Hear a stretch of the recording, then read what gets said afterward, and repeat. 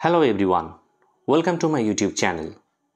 আজকের আমরা ক্লাস 12-এর তৃতীয় সেমিস্টারের সেকেন্ড প্রোজ স্ট্রং রুটস নিয়ে আলোচনা করব।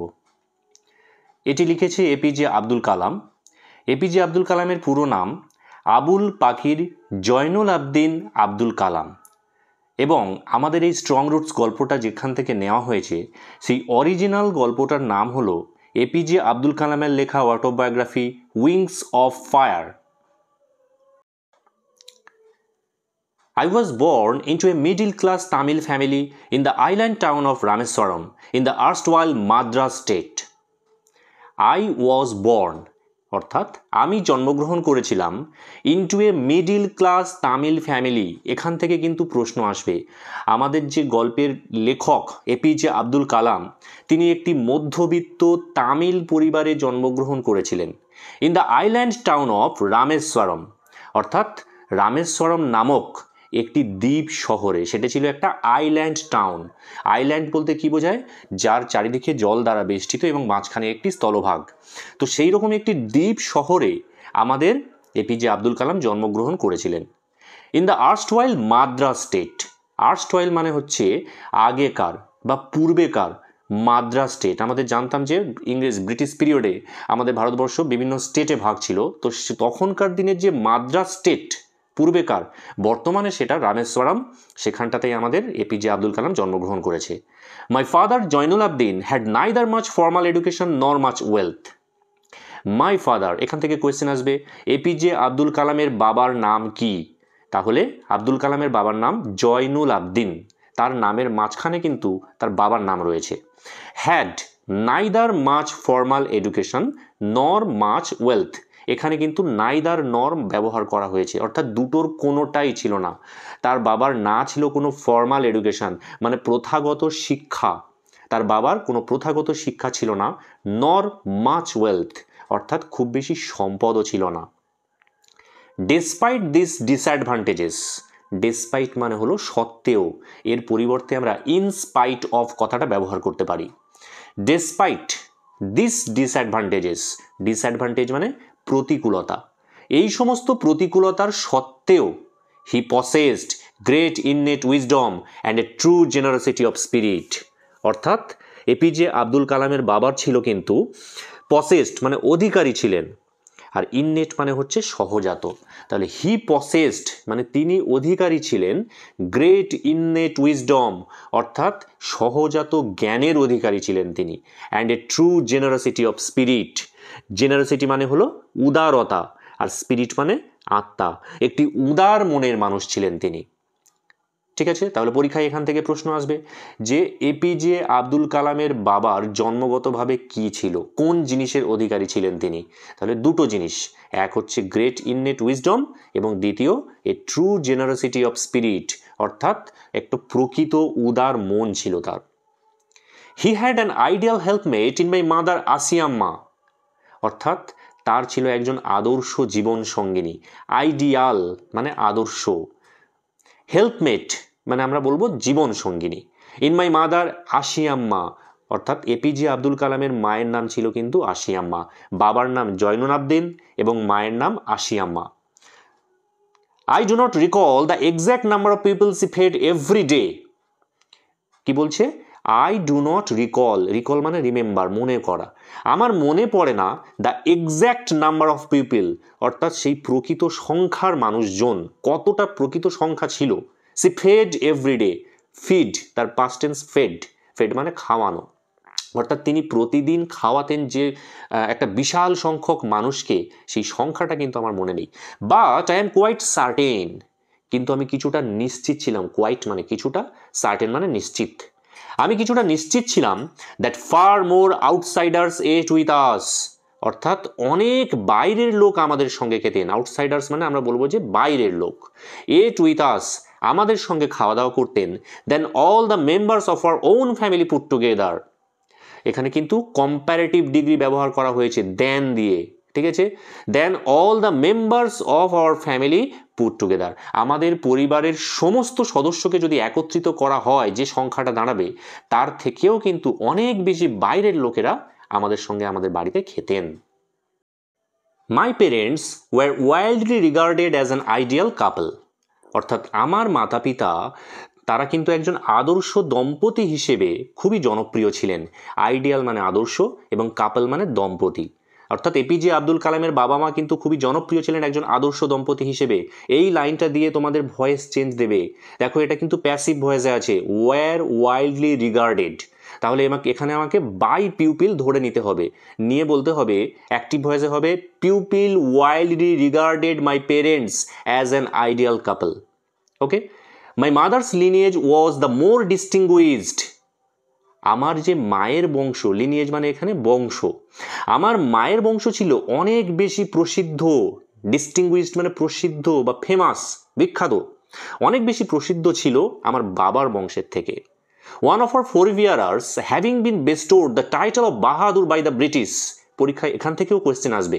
অর্থাৎ আমার মায়েদের পরিবারের একজন পূর্বপুরুষ, ফোরবিয়ার্স মানে হচ্ছে পূর্বপুরুষ। হ্যাভিং বিন বেস্টোড, বেস্টোড মানে দান করা, the title of Bahadur by the British. অর্থাৎ ব্রিটিশ সরকার তাদের পরিবারের একজন পূর্বপুরুষকে বাহাদুর খেতাব দিয়েছিলেন। I was one of many children, a short boy with rather undistinguished looks. অর্থাৎ আমি ছিলাম অনেকগুলো ছেলের মধ্যে, অনেকগুলো সন্তানের মধ্যে একটা শর্ট বয় মানে একটু বেটে সেটে, with rather undistinguished look. Undistinguished মানে মামুলি, একদম সাদা মাটা। অর্থাৎ আমাকে দেখতে কিন্তু একেবারেই ভালো ছিল না, একদম সাদা মাটা, একটু বেটে খাটো একটা ছোট্ট ছেলে ছিলাম আমি। Born to A tall and handsome parents. অর্থাৎ আমার মাতা পিতা কিন্তু ছিল একদম লম্বা চওড়া সুদর্শন, সে তুলনায় আমি কিছুই ছিলাম না। We lived in our ancestral house. আমরা কোথায় বাস করতাম, পরীক্ষায় প্রশ্ন পড়বে। অর্থাৎ এপিজে আব্দুল কালাম তারা বাস করতো তাদের পৈতৃক বাড়িতে, অ্যানসেস্ট্রাল হাউস অর্থাৎ পৈতৃক বাড়িতে তারা বাস করত। Which was built in the middle of the 19th century. এখান থেকেও দাগ দিয়ে রাখো। অর্থাৎ যে বাড়িটি তৈরি হয়েছিল, কখন তৈরি হয়েছিল? In the middle of the 19th century, অর্থাৎ 19বিংশ শতাব্দীর মাঝামাঝি সময়ে। এখানে অপশান থাকবে তোমার in the early part of 19th century, in the middle of 19th century, in the late part of 19th century. তাহলে তোমাকে বলতে হবে middle of 19th century. It was a fairly large pucca house. অর্থাৎ বাড়িটা কেমন ছিল? একটা খুব সুন্দর বড় সড়ো পাকা বাড়ি ছিল। Made of limestone and bricks. পরীক্ষায় প্রশ্ন আসবে, দাগ দিয়ে রাখো। অর্থাৎ সেই বাড়িটি তৈরি হয়েছিল চুনা পাথর দিয়ে এবং ইট দিয়ে।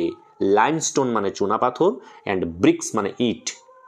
On the mosque street in Rameswaram. Mosque মানে হলো মসজিদ, অর্থাৎ রামেশ্বরমের মসজিদ যাওয়ার যে রাস্তা, তো সেই রাস্তাতেই কিন্তু আমাদের পূর্বপুরুষদের বাড়িটি ছিল। এবং বাড়িটি তৈরি হয়েছিল 19বিংশ শতাব্দীর মাঝামাঝি সময়ে। এটি ছিল একটি বড় সড়ো পাকা বাড়ি, যেটি তৈরি হয়েছিল চুন এবং ইট দিয়ে। Okay, my austere father used to avoid all inessential comforts and luxuries. আমার অত্যন্ত সরল বাবা, অস্টিয়ার মানে অত্যন্ত সাদাসিধে সরল বাবা, used to avoid, used to মানে অতীতের কোনো একটা অভ্যাস, অর্থাৎ তিনি এড়িয়ে চলতেন। অ্যাভয়েড মানে এড়িয়ে যাওয়া। অল ইনএসেন্সিয়াল কমফোর্টস, ইনএসেন্সিয়ালস মানে অপ্রয়োজনীয় এবং কমফোর্টস মানে আরাম, অ্যান্ড লাক্সারিজ অর্থাৎ বিলাসিতা। আমার বাবা কিন্তু সমস্ত রকমের অপ্রয়োজনীয় আরাম এবং বিলাসিতা এই সমস্ত জিনিসগুলোকে সব সময় এড়িয়ে চলতেন। However, all necessities were provided for in terms of food, medicine and clothing. যাই হোক, আমাদের কিন্তু সমস্ত প্রয়োজনীয় জিনিসপত্রের যোগান দেওয়া হতো। আমরা যারা তার সন্তান ছিলাম, আমাদেরকে তিনি কিন্তু অভুক্ত রাখেননি। তিনি সমস্ত প্রয়োজনীয় নেসেসিটিস মানে সমস্ত প্রয়োজনীয় জিনিসগুলো আমাদেরকে যোগান দিতেন। প্রোভাইডেড মানে যোগান দেওয়া। সেগুলো কি কি ছিল? পরীক্ষায় প্রশ্ন আসবে। সেই নেসেসিটিসগুলো কি কি ছিল? ফুড অর্থাৎ খাদ্য, মেডিসিন ঔষধ, অর ক্লোথিং অথবা পোশাক আশাক, এই জিনিসগুলো কিন্তু সবসময় তিনি আমাদের প্রোভাইড করেছেন। ইনফ্যাক্ট প্রকৃতপক্ষে I would say mine was a very secure childhood. আমি বলতেই পারি দ্যাট মাইন এটা কিন্তু possessive pronoun. Mine was a very secure childhood. আমার শৈশবটা ছিল অত্যন্ত নিরাপদ। ম্যাটেরিয়ালি অ্যান্ড ইমোশনালি এই দুটো শব্দকে দাগ দিয়ে রাখো। এখান থেকেও কোয়েশ্চেন আসবে। কোন দুটো দিক থেকে এপিজে আব্দুল কালাম বলেছিল যে তার শৈশব ছিল অত্যন্ত নিরাপদ? ম্যাটেরিয়ালি মানে বস্তুগতভাবে, অ্যান্ড ইমোশনালি মানে মানসিকভাবে। এই দুটো দিক থেকেই কিন্তু তার শৈশব ছিল অত্যন্ত নিরাপদ। I normally ate with my mother sitting on the floor of the kitchen. এখান থেকেও প্রশ্ন আসবে। আই নর্মালি মানে সাধারণত, I ate with my mother, আমি আমার মায়ের সঙ্গে খেতাম, sitting on the floor of the kitchen, অর্থাৎ আমাদের রান্নাঘরের মেঝেতে বসে। ভালো করে এই জায়গাগুলো দাগ দিয়ে রাখো। অর্থাৎ এপিজে আব্দুল কালাম তিনি ছোটবেলাতে কোথায় বসে খেতেন? অর্থাৎ তার মায়ের সঙ্গে তাদের রান্নাঘরের মেঝেতে বসে খেতেন। She would place a banana leaf before me, দাগ দিয়ে রাখো। তিনি কি করতেন? প্রথমে একটা ব্যানানা লিফ মানে কলা পাতা আমার সামনে রাখতেন। On which she then ladled rice and aromatic sambar, a variety of sharp homemade pickle and a dollop of fresh coconut chutney. এবং তারপরে তিনি কি দিতেন? সি উড দেন ল্যাডেলড, ল্যাডেলড মানে হাতায় করে নিয়ে দেওয়া। তার উপরে তিনি কি দিতেন? রাইস, প্রথমে ভাত দিলেন, অ্যান্ড অ্যারোমেটিক সাম্বার, অ্যারোমেটিক মানে সুগন্ধি, সুগন্ধি সাম্বার, একটি south Indian food sambar actually. A variety of sharp homemade pickle, অর্থাৎ বিভিন্ন রকমের ঝাঁঝালো, শার্প মানে ঝাঁঝালো, হোমমেড পিকল বাড়িতে তৈরি আচার, and a dollop of fresh coconut chutney. Dollop means তাল, এক তাল তাজা নারকেলের চাটনি। এই জিনিসগুলো কিন্তু খাওয়ার সময় তার মা তাকে প্রোভাইড করতো। The Shiva temple, which made Rameswaram so famous to the pilgrims, was about a 10-minute walk from our house. এখান থেকে দুটো কোয়েশ্চেন আসবে। প্রথমত, রামেশ্বরমকে বিখ্যাত করেছে কি? উত্তর হলো দ্য শিবা টেম্পল, একটা শিব মন্দির আছে যেটা কিনা রামেশ্বরমকে বিখ্যাত করে দিয়েছিল। এটা বলো তো কি ক্লজ ব্যবহার করা হয়েছে? এটা কিন্তু অ্যাডজেক্টিভ ক্লজ। তাহলে রামেশ্বরমকে যে শিবা টেম্পল খুব ফেমাস করে দিয়েছিল পিলগ্রিমস অর্থাৎ তীর্থযাত্রীদের কাছে, was about a 10-minute walk from our house, সেটা ছিল আমাদের বাড়ি থেকে 10 মিনিটের হাঁটা পথ। পরীক্ষায় প্রশ্ন আসবে ওই শিবা টেম্পলটা এপিজে আব্দুল কালামের বাড়ি থেকে কতটা দূরে ছিল? এটা ছিল 10 minutes walk from their house. Our locality was predominantly মুসলিম, এখান থেকেও প্রশ্ন আসবে। অর্থাৎ আমাদের লেখক এপিজে আব্দুল কালাম যেখানে বাস করতেন সেই যে লোকালিটিটা, তাদের যে এলাকাটা, ওয়াজ প্রিডমিনেন্টলি মুসলিম, অর্থাৎ প্রধানত মুসলিম সম্প্রদায়ের মানুষরা কিন্তু সেখানে বাস করত। But there were quite a lot of Hindu families too, কিন্তু সেখানে কিন্তু অনেক হিন্দু পরিবারের মানুষজনেরাও বাস করত। Living amicably with their Muslim neighbours, এবং তারা বাস করত বন্ধুত্বপূর্ণভাবে, amicably with their Muslim neighbours, তাদের মুসলিম প্রতিবেশীদের সাথে। There was a very old mosque in our locality, অর্থাৎ তাদের এরিয়াতে কিন্তু একটা খুব প্রাচীন মসজিদ ছিল। Where my father would take me for evening prayers, সেই মসজিদে আমার বাবা আমাকে সান্ধ্যকালীন প্রার্থনার জন্য নিয়ে যেতেন। ইভিনিং প্রেয়ার বলতে অর্থাৎ এপিজে আব্দুল কালামের বাবা তাকে নামাজ পড়ানোর জন্য কিন্তু ওই মসজিদে নিয়ে যেতেন সন্ধ্যেবেলায় করে। I had not the faintest idea of the meaning of the Arabic prayers chanted. I had not the faintest, superlative degree use করা হয়েছে। দ্য ফেইন্টেস্ট অর্থাৎ সামান্যতম কিন্তু কোনো আইডিয়া ছিল না, কোনো ধারণা ছিল না of the meaning of the Arabic prayers chanted, অর্থাৎ আরবি ভাষায় যে প্রার্থনাটা সেখানে গাওয়া হতো সেই প্রার্থনার কোনো অর্থ আমি বুঝতেই পারতাম না। পরীক্ষা এখান থেকেও প্রশ্ন আসবে যে প্রার্থনাটা গাওয়া হতো সেটা কোন ভাষায়? সেটা কিন্তু আরবি ভাষাতে।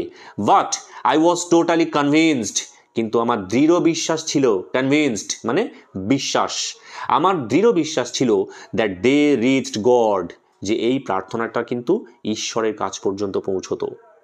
When my father came out of the mosque after the prayer, people of different religions would be sitting outside waiting for him. অর্থাৎ যখন আমার বাবা when my father came out of the mosque, মসজিদ থেকে বেরিয়ে আসতেন আফটার দ্য প্রেয়ার, প্রার্থনার পরে, পিপল অফ ডিফারেন্ট রিলিজিয়ান্স, বিভিন্ন ধর্মাবলম্বীর মানুষ, শুধুমাত্র মুসলিম ধর্মের নয় কিন্তু বিভিন্ন ধর্মাবলম্বীর মানুষেরা উড বি সিটিং আউটসাইড, তারা বাইরে বসে থাকতেন, ওয়েটিং ফর হিম, তার জন্য অপেক্ষা করতেন। এখানে হিম বলতে কে? এপিজে আব্দুল কালামের বাবা। এপিজে আব্দুল কালামের বাবার জন্য বিভিন্ন ধর্মাবলম্বীর মানুষেরা মসজিদের বাইরে অপেক্ষা করতেন। Many of them offered bowels of water to my father, তাদের মধ্যে অনেকে কি করত, আমার বাবার কাছে, আমার বাবার সামনে ধরতেন এ বাউলস অফ ওয়াটার, একটা বাটি করে জল দিতেন। টু মাই ফাদার, আমার বাবার সামনে ধরতেন, hood deep his finger tips in them, তখন আমার বাবা কি করতেন, ডিপ মানে ডোবানো, তার যে আঙুলের ডগা, আঙুলের অগ্রভাগ, সেটা সেই জলের মধ্যে, বাটির মধ্যে ডোবাতেন, অ্যান্ড সে এ প্রেয়ার, এবং তারপর একটি প্রার্থনা করতেন মনে মনে। This water was then carried home for invalids, তারপর এই জলটাকে বাড়িতে নিয়ে যাওয়া হতো, ওয়াজ ক্যারিড, প্যাসিভ ভয়েসে লেখা আছে, ওয়াজ দেন ক্যারিড হোম ফর ইনভ্যালিডস, অর্থাৎ ইনভ্যালিড মানে এখানে অসুস্থ ব্যক্তিরা, অসুস্থ ব্যক্তিদের জন্য সেই জলটা বাড়িতে নিয়ে যাওয়া হতো, সেই মন্ত্রপ্রুত জলটা। I also remembered people visiting our home to offer thanks after being cured. আমার এটাও মনে আছে, people visiting our home, লোকেরা আমাদের বাড়িতে আসছে, to offer thanks after being cured, অর্থাৎ কিওর মানে সুস্থ হয়ে, আরোগ্য লাভ করা, সুস্থ হয়ে ওঠার পরে লোকেরা আমাদের বাড়িতে এসে আমার বাবাকে ধন্যবাদ জানাচ্ছে। Father always স্মাইলড and asked them to thank Allah the merciful, বাবা তখন কি করতেন, অলওয়েজ স্মাইলড, অর্থাৎ সব সময় তিনি হাসতেন, অ্যান্ড আস্কড দেম, এবং তাদেরকে বলতেন, to thank Allah the merciful, যে তারা যেন আল্লাহ, দয়াময় আল্লাহকে তারা যেন ধন্যবাদটা জানায়। The high priest of Rameswaram temple, Pakshi Lakshmana Sastry, was a very close friend of my father's. এখান থেকেও প্রশ্ন আসবে, অর্থাৎ রামেশ্বরম টেম্পলের হাই প্রিস্ট, প্রধান পুরোহিতের নাম কি ছিল, পাক্সি লক্ষ্মণ শাস্ত্রী, ঠিক আছে, নামটা মনে রাখবে। তাহলে রামেশ্বরম মন্দিরের যিনি হাই প্রিস্ট মানে প্রধান পুরোহিত ছিলেন, পাক্সি লক্ষ্মণ শাস্ত্রী, তিনি কিন্তু আমার বাবার একজন খুব ক্লোজ ফ্রেন্ড ছিলেন, খুব কাছের ঘনিষ্ঠ বন্ধু ছিল। One of the most vivid memories of my early childhood is of the two men, দেখো এটা কিন্তু ডিগ্রি পড়বে তোমার পরীক্ষাতে, one of the most vivid memories কোন ডিগ্রিতে আছে, এটা কিন্তু সুপারলেটিভ ডিগ্রিতে আছে, ওয়ান অফ দ্য দিয়ে, এটা কিন্তু উত্তর করার সময় ভেরি ফিউ দিয়ে করতে হবে। One of the most vivid memories of my early childhood, অর্থাৎ আমার শৈশবের একটা খুব উজ্জ্বল স্মৃতির কথা মনে আছে, অফ দিস টু মেন, এই দুটো মানুষকে নিয়ে, ইচ ইন ট্র্যাডিশনাল অ্যাটায়ার, তারা প্রত্যেকে তাদের ঐতিহ্যগত পোশাক পরে রয়েছে, ট্র্যাডিশনাল মানে ঐতিহ্যগত, অ্যাটায়ার মানে পোশাক, ডিসকাসিং স্পিরিচুয়াল ম্যাটার্স, এবং তারা আলোচনা করছে আধ্যাত্মিক বিষয়ে, স্পিরিচুয়াল ম্যাটার্স অর্থাৎ আধ্যাত্মিক বিষয় নিয়ে তারা কিন্তু আলোচনা করছে। When I was old enough to ask questions, যখন আমি যথেষ্ট বড় হয়ে গেলাম প্রশ্ন করার মতো, I asked my father about the relevance of prayer, আমি আমার বাবাকে জিজ্ঞেস করেছিলাম, I asked my father, আমি আমার বাবাকে জিজ্ঞেস করেছিলাম about relevance of prayer, এই যে প্রার্থনা, মসজিদে গিয়ে যে প্রার্থনাটা করা হয়, সেই প্রার্থনার প্রাসঙ্গিকতাটা কি, রেলিভেন্স মানে প্রাসঙ্গিকতা, কতটা যুক্তিযুক্ত এই মসজিদে গিয়ে প্রার্থনা করা।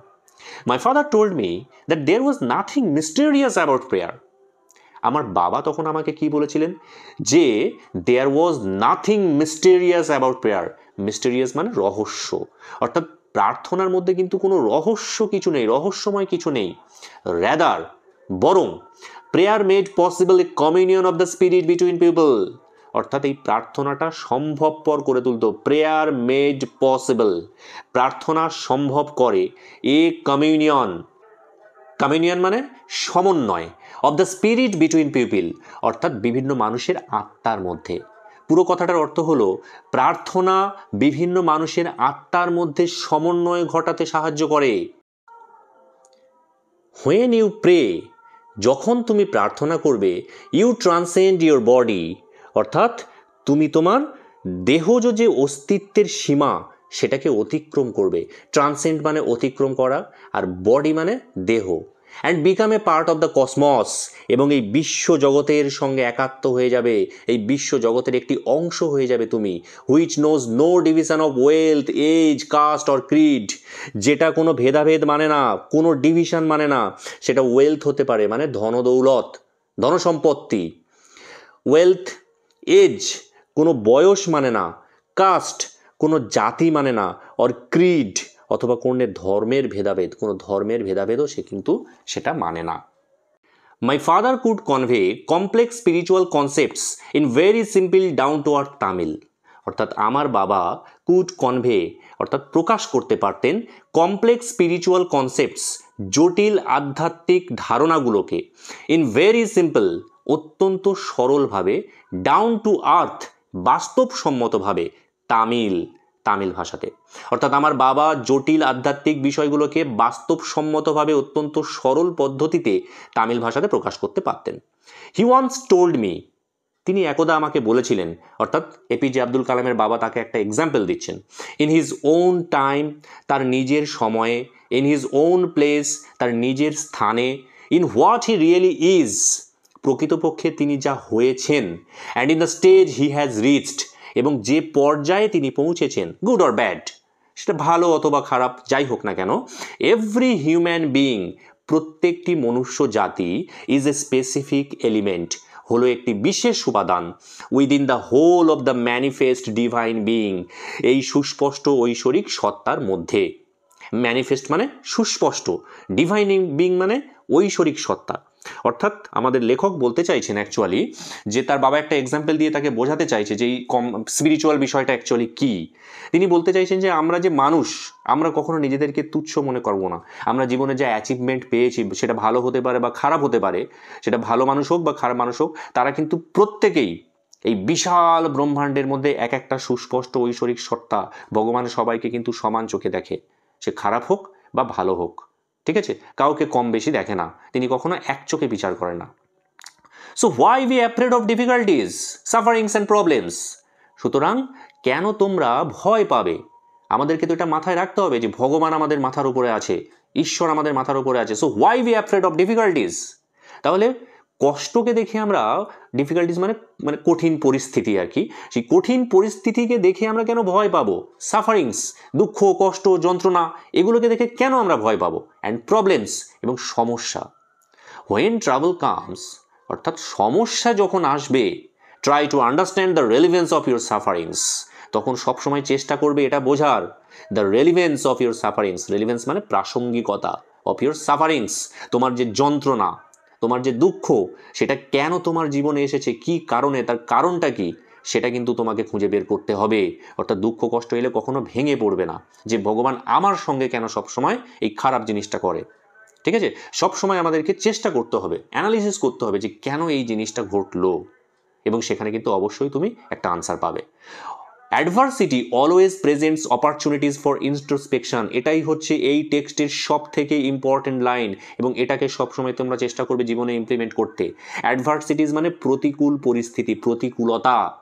অলওয়েজ প্রেজেন্টস অপরচুনিটি, সবসময় আমাদের সুযোগ দান করে, ফর ইন্ট্রোস্পেকশন, ইন্ট্রোস্পেকশন মানে আত্মবিশ্লেষণ, অর্থাৎ নিজেকে সবসময় বিশ্লেষণ করতে হবে। যখনই কোনো সমস্যা হবে, আমাদের সমাজের একটা খুব বাজে অভ্যাস হচ্ছে প্রত্যেকটা মানুষেরই, যে তারা কখনো ভুল করে না, যদি কখনো কোনো কিছু ভুল হয়ে থাকে তাহলে সবসময় তারা অন্যের দিকে আঙুল তুলে দেখায় যে ওর জন্য ভুল হয়েছে।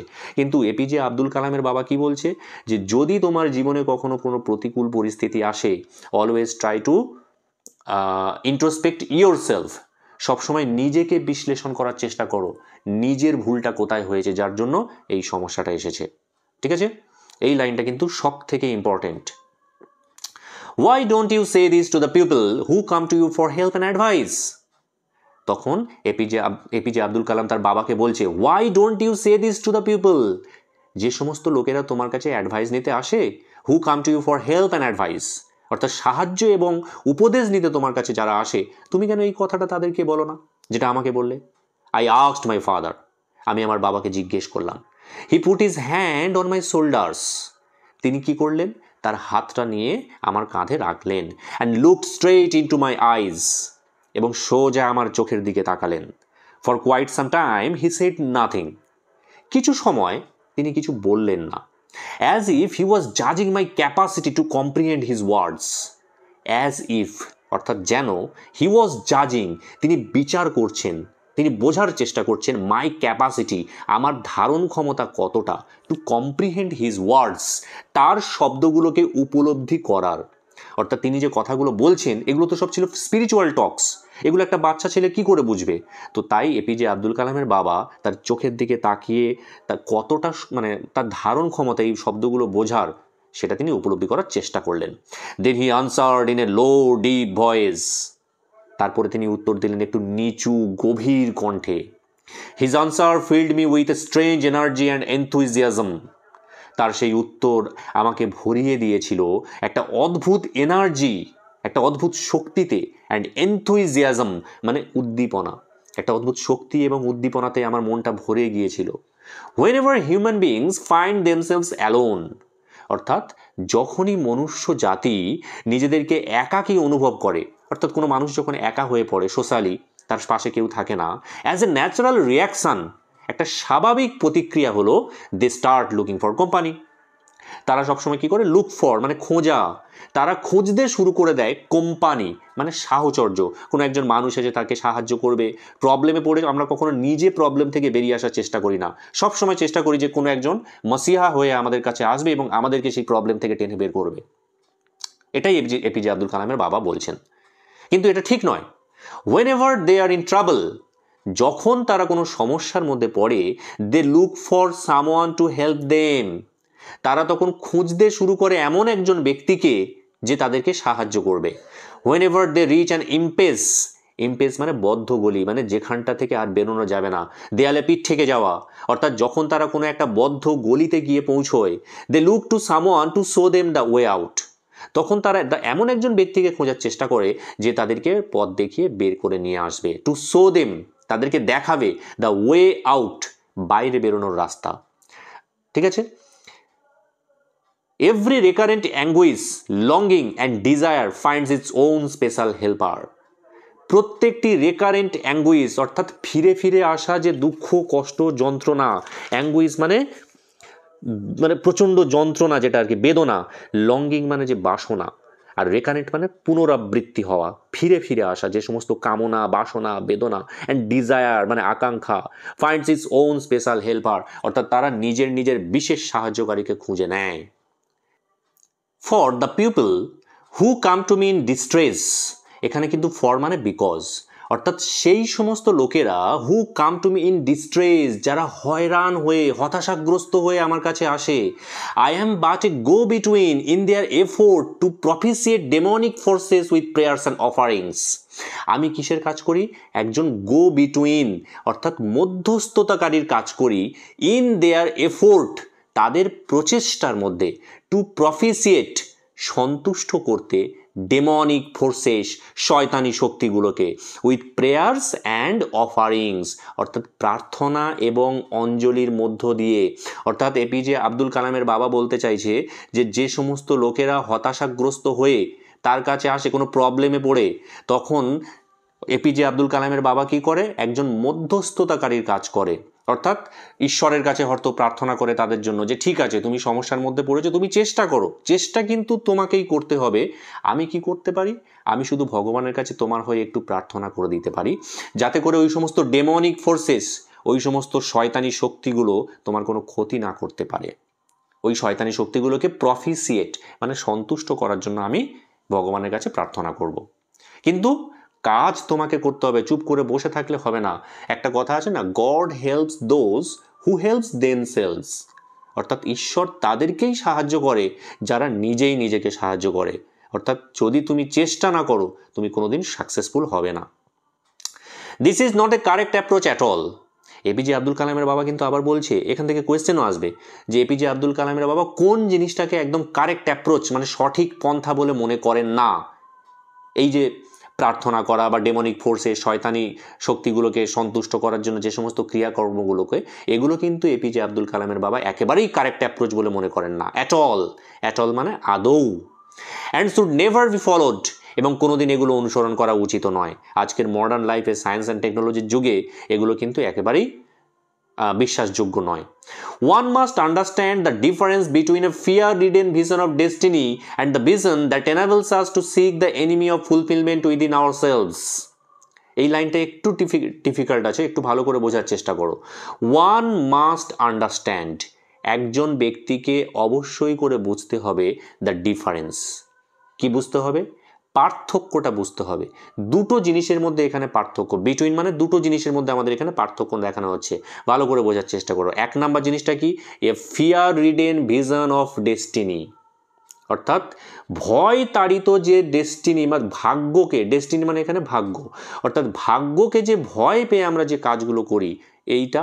And the vision that enables us to seek the enemy of fulfillment within ourselves, এবং সেই দৃষ্টিভঙ্গি যেটা আমাদেরকে সক্ষম করে টু সিক, খুঁজতে, the enemy of fulfilment within ourselves, আমাদের মধ্যেকার যে সমস্ত পূর্ণতার শত্রু, এনিমি মানে শত্রু আর ফুলফিলমেন্ট মানে পূর্ণতা, পূর্ণতার শত্রু আমাদের মধ্যে যেগুলো রয়েছে সেগুলোকে খুঁজে বের করতে হবে। এই দুটো জিনিসের মধ্যে কিন্তু আমাদের পার্থক্যটা জানতে হবে, ঠিক আছে? জাস্ট আমি একটা ছোট্ট গল্পের মধ্যে তোমাদের এই লাইনটাকে বোঝানোর চেষ্টা করি।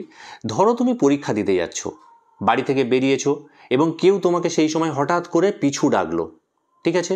এবং তুমি তখন মনে মনে ভাবলে যে যাহ, একটা শুভ কাজে যাচ্ছি, কেউ একজন আমাকে পিছন থেকে ডেকে দিল, আমার পুরো পরীক্ষাটাই হয়তো খারাপ হয়ে যাবে। এবং বাই চান্স দেখা গেল সত্যি সত্যি যখন রেজাল্ট বেরোলো তোমার পরীক্ষার রেজাল্ট খারাপ হয়েছে, তখন তুমি পুরো দোষটা কি দিলে? যে ওই সময় আমি পরীক্ষা দিতে যাচ্ছিলাম, আমাকে পিছন থেকে ডেকেছে বলেই আমার পরীক্ষাটা খারাপ হয়েছে। এটা হলো fear ridden vision of destiny, ঠিক আছে?